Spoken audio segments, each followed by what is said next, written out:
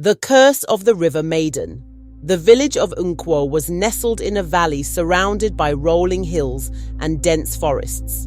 It was a place where the air smelled of earth and rain, where the people lived in harmony with the land, and where the river Udo flowed like a silver thread through the heart of the community.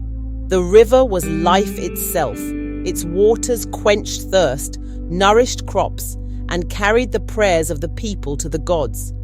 But for Chiamaka, the river was forbidden. "Stay away from the river, Chiamaka," her mother would say, her voice firm but tinged with fear. "It is not for you. The curse of our family lies in those waters." Chiamaka had heard the warnings all her life. The curse was an old story, passed down through generations. Her great-grandfather, a greedy man, had stolen sacred stones from the riverbed to sell to traders. The river gods, angered by his betrayal, had cursed his bloodline. No one in their family was to go near the river, lest they awaken the wrath of the gods. But Chiamaka was not like the others. She was curious, restless, and unafraid of the unknown. She would often sit on the hill overlooking the river, watching the sunlight dance on its surface, wondering what secrets it held. She felt a strange pull toward the water, as if it were calling to her.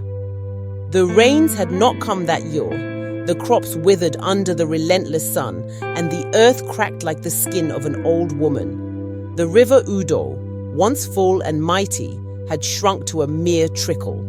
The villagers gathered at the square, their faces etched with worry. "The gods are angry," said Elder Nwankwo, his voice trembling. "We must offer sacrifices to appease them." Chiamaka stood at the edge of the crowd, her heart heavy. She had seen the suffering of her people, the children crying from hunger, the elders weak from thirst. She could not stand by and do nothing. That night, under the cover of darkness, Chiamaka slipped out of her hut. The moon hung low in the sky, casting a pale light over the village. She made her way to the river, her bare feet sinking into the dry, cracked earth. When she reached the water's edge, she knelt and whispered a prayer. "Great river gods, hear my plea. My people are suffering. If there is any way to lift this curse, I will do it. Please, send us rain." For a moment, there was silence. Then the water began to ripple, and a figure emerged from the depths. It was a woman, her skin glistening like the river itself, her hair flowing like water. Her eyes were deep and ancient, filled with the wisdom of the ages. "Chiamaka," the woman said, her voice echoing like the sound of rushing water. "You have come at last." Chiamaka's heart pounded in her chest. "Who are you?" "I am Udo, the spirit of this river. Your ancestors betrayed me, and for that, your family was cursed. But you are different. You have the courage to face the truth." Chiamaka swallowed hard. "What must I do to lift the curse?" Udo's gaze softened. "The curse can only be broken by a sacrifice. You must return the stolen stones to the riverbed. But know this, the journey will not be easy. The stones are guarded by the spirits of your ancestors, and they will test you." The next morning, Chiamaka set out on her journey. She carried a small pouch containing the stolen stones, which her mother had kept hidden in a clay pot under their hut. The path to the riverbed was treacherous, winding through dense forests and rocky terrain. The air was thick with the scent of damp earth and decaying leaves. As she walked, she felt a presence following her. She turned and saw a shadowy figure, a man with hollow eyes and a sorrowful expression. It was her great-grandfather, the one who had brought the curse upon their family. "You must turn back," he said, his voice a whisper on the wind. "The spirits will not let you pass." Chiamaka shook her head. "I cannot turn back. My people are suffering, and I must make things right." The spirit sighed and disappeared into the trees. Chiamaka pressed on, her resolve unwavering. When she reached the riverbed, she was met by 3 spirits, her ancestors, each holding a stone. They stood in a circle, their eyes glowing with an otherworldly light. "To pass, you must prove your worth," said the first spirit, a woman with a voice like thunder. Tell us, what is the value of a river?